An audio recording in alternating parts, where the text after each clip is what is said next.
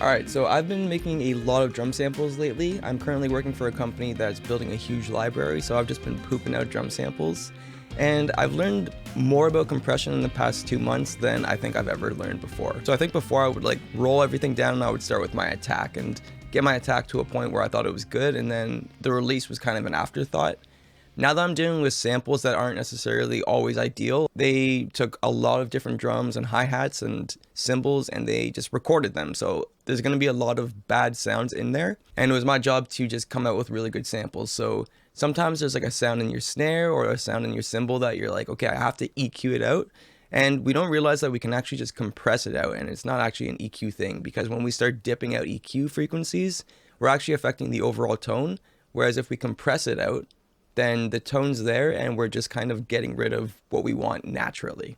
I think when I first started out and I picked up the whole, okay, let's put the attack slow and the release fast, it just sounded heavy and I was like, this is gonna go on everything. So everything I was working on had that approach, and that's not the right approach.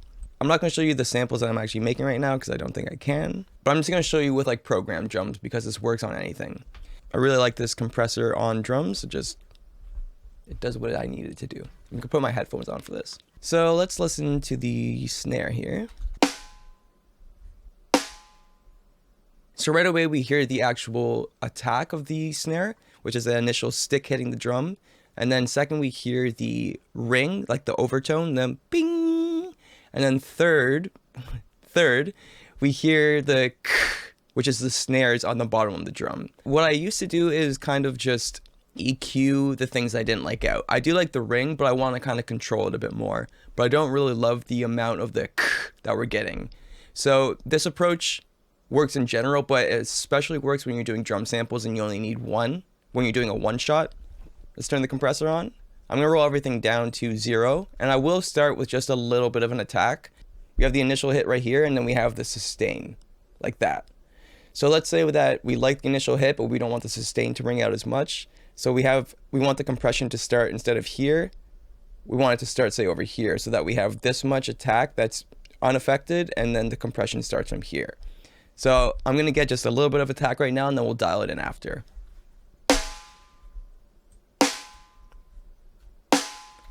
So we got that a little bit. We can still hear the bing and the k, as well as the initial attack. So I'm gonna roll the release all the way up. I'll keep going until we get rid of some of that sound, and you'll see what this does.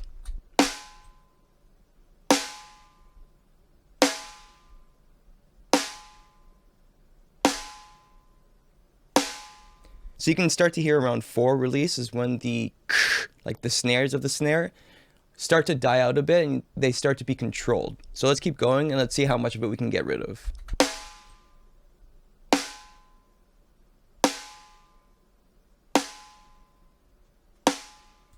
See, at 7, it's like they're barely there.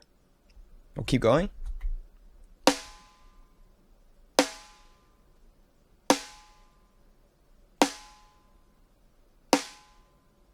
Around 10, it's still there, but it's very controlled. So let's go back to 0. And then let me go to 7, because that's where I start to really like it. So now that we have the release figured out, let's find the amount of the drum that we want to be unaffected, and then have the compression point start. So we'll start with attack at 0. And you can hear right away from going to attack 0, it's just compressing right away. So we want to control that a bit better. Let's let a bit of the drum ring through.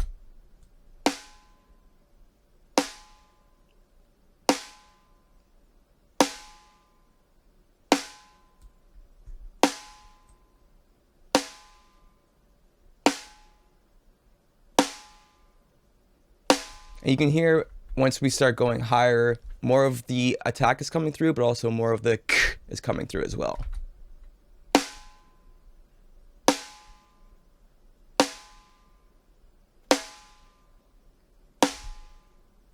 And that's at a point where I'm liking it.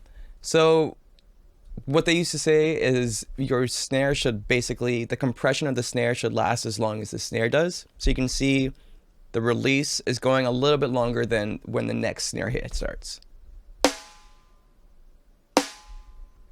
So in the olden days, I guess you would do something probably like this. It's a decent rule of thumb, but the thing is this will start to fall apart when things get really fast, especially with metal. So let me show you the same technique, but on the kick drum. Same thing, I'll get the attack to a decent point so that the snare, so that the kick happens, and then around here it starts to get affected. And then again, I'll move it over later.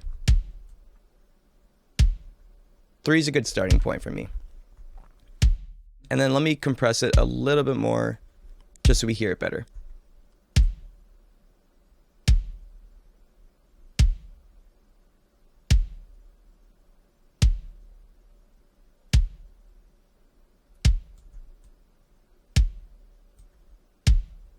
So you can see around 8.5, even earlier, you start to lose some of the ksh, ksh.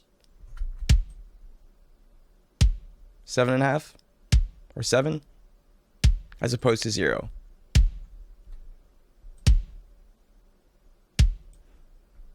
So there's a huge difference. That's something that maybe like I would have gone through years ago and like pulled up an EQ and just found somewhere. It sounds like it's probably between like 1 and 3K. I can't tell. And just like start dipping frequencies and find out where that ksh is coming from and get rid of it. But then that's getting rid of a lot of like the attack sound from the kick drum and whatever drum you're using in general. The only thing I would say is be careful when you're doing something fast, because when, say, the kick drum is doing like a pattern like over here,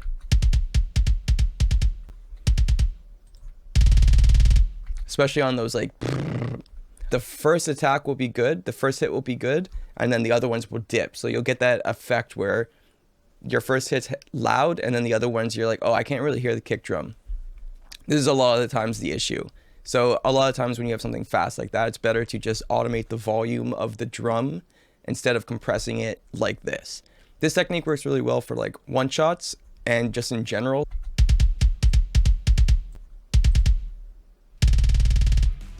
It's just make it sound as best as it can.